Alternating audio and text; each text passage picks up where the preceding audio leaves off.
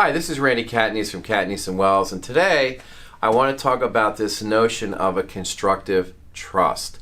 In trust and estate litigation, normally what happens when there is a problem, a trustee is being sued, beneficiaries are being sued, they're both suing each other, and they're making claims against each other. Most trust lawyers will tell you that when they're drafting your will and your trust that it can't be changed and it's final, and that's not a true statement. Courts in equity have the right to completely disregard a will or a trust. They can make it null and void.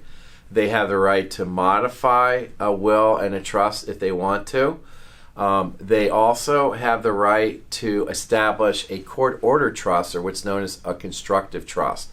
Remember, the court sits in equity, so the court has the right to fashion any remedy that the court believes is fair for the parties and given the circumstances.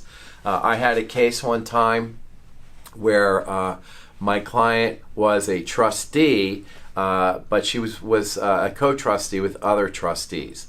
And her sister had been involved in a very serious train accident in the Los Angeles area, and she had received a very significant settlement.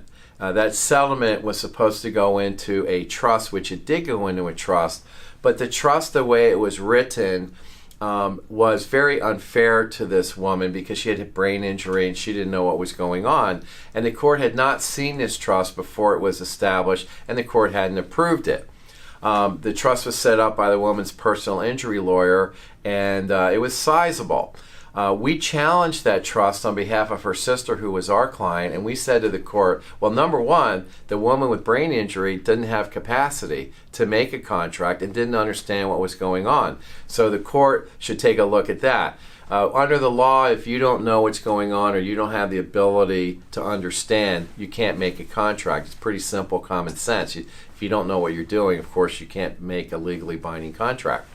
We went to court. The judge found that she did not have capacity. The judge set aside the entire trust, the entire will, and the court said, I'm going to appoint a guardian over this person, but I'm also going to appoint a law firm as well to rewrite the trust.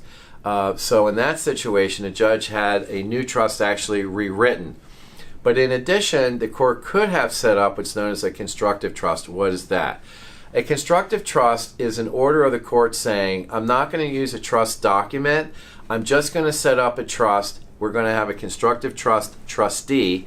They're going to marshal the assets, the real estate, personal property, what have you. They're going to put it in a constructive trust subject to court overview. And then those assets are going to get distributed to the beneficiaries that the court approves are entitled to a receipt.